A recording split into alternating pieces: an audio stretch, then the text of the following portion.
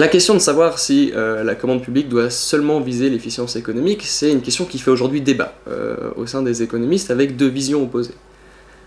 D'un côté, en raison des montants considérables qu'elle représente, la commande publique est souvent estimée à hauteur de 15% du PIB, soit, dans le cas français, 300 milliards d'euros. On pourrait penser que c'est un levier pertinent et potentiellement très efficace pour essayer d'atteindre d'autres objectifs que la seule efficacité économique. Au rang de ces objectifs, on peut penser aux objectifs sociaux ou environnementaux, et aujourd'hui il est fréquent de trouver des marchés publics qui incorporent ce type de considération. Donc on a des marchés publics avec des critères sociaux d'attribution ou des clauses sociales, qui par exemple vont demander aux entreprises, pour pouvoir candidater et obtenir les marchés, d'embaucher des travailleurs qui appartiennent à des catégories défavorisées du marché du travail. On a également les marchés publics écologiques, qui visent à acquérir des biens ou des services qui seraient respectueux de l'environnement. Donc il serait assez légitime, vu les montants, que la commande publique soit utilisée pour poursuivre d'autres types d'objectifs.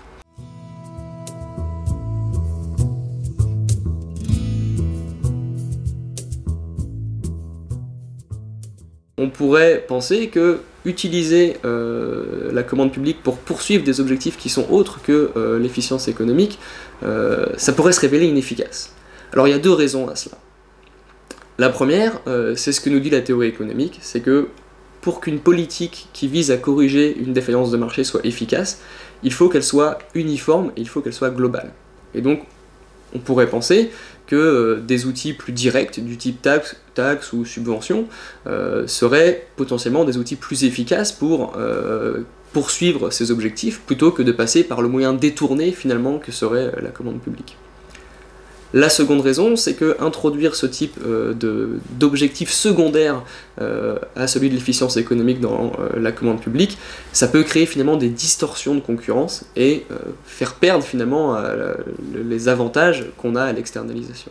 Donc le fait d'avoir des critères dans les appels d'offres peut encourager les entreprises à se segmenter. Certaines se spécialiseraient dans les marchés publics avec des clauses sociales ou environnementales, et d'autres entreprises se spécialiseraient dans des activités où il n'y a pas besoin de ce type de considération, et donc ça risquerait de réduire au final la concurrence.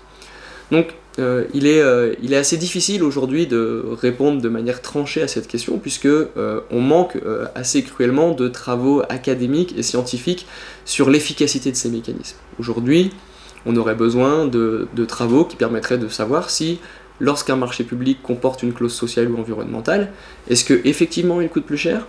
Est-ce que effectivement ça se traduit par une réduction de la concurrence avec moins d'entreprises qui répondent? Et surtout, et ça c'est un défi assez énorme, il faudrait trouver des moyens d'évaluer les bienfaits de ce type de mécanisme sur l'emploi local, sur l'environnement, ce qui est évidemment difficile puisque les outils de mesure ne sont pas toujours existants.